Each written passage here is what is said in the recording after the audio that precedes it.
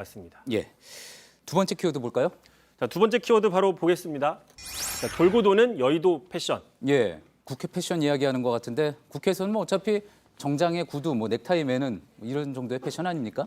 그렇습니다. 그런데 지금 황교안 자유한국당 대표 지난 7일부터 민생투쟁 대장정이라는 이름으로 전국을 돌면서 지금 운동을 하고 있습니다. 자, 눈에 띄는 거는 보시는 것처럼 가방, 이른바 백팩을 메고 있는 건데요. 사진엔 보이지 않지만 운동화도 신기도 했습니다. 예.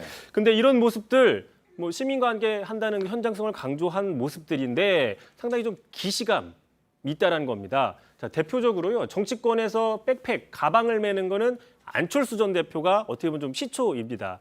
이미 2011년, 12년 정치권에 입문했을 당시부터 이렇게 가방을 맨 모습들 자주 보였었고 당장 가깝게는 지난 대선 당시에도 선거운동 직전에 막판에 이렇게 가방을 메고 돌아다니는 선거운동을 한 적도 있습니다. 예. 자, 그러다 보니까 황교안 대표의 모습 상당히 좀 과거 정치인과 좀 비슷하다고 해석이 나오고 있습니다. 예.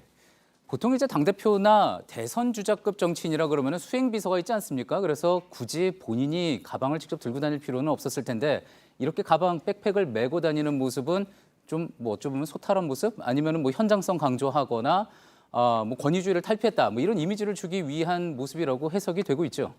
네, 그렇습니다. 하지만 말씀드린 것처럼 좀 이미 여러 차례 나왔는데 대표적으로 김무성 전 대표가 대표를 그만둔 이후에 민생대장정이라고 해서 이렇게 돌아다니는 모습들 상당히 인간적인 모습들을 보인 적이 있었고 또 원조는 손학규 대표입니다. 지난 2006년 당시에 민심대장정, 100일 민심대장정을 했었던 상황이 있었고 당시에 관심을 계속 끌어올려서 마지막 날 서울에 복귀를 했는데 바로 그날 북한이 처음으로 핵실험을 해가지고 그 이슈를 좀 뺏긴 적도 있었습니다. 예.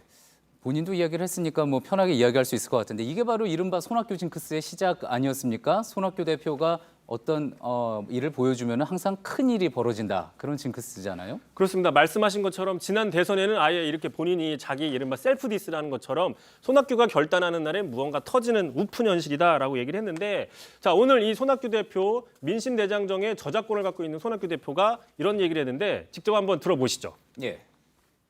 요즘 황교안 대표가 민생대장정을 한다고 하는데 이거 제가 13년 전에 했던 일입니다. 국회 민생 경제 현안이 산적해 있는데 제1야당의 대표가 이런 시대착오적인 일을 하고 있어서야 되겠습니까? 예. 황교안 대표가 당 대표기는 하지만 지금 원외 인사 그러니까 이제 국회의원직이 현직이 아니기 때문에 이런 장외 행보를 많이 한다 이런 분석들도 나오고 있는 것 같습니다.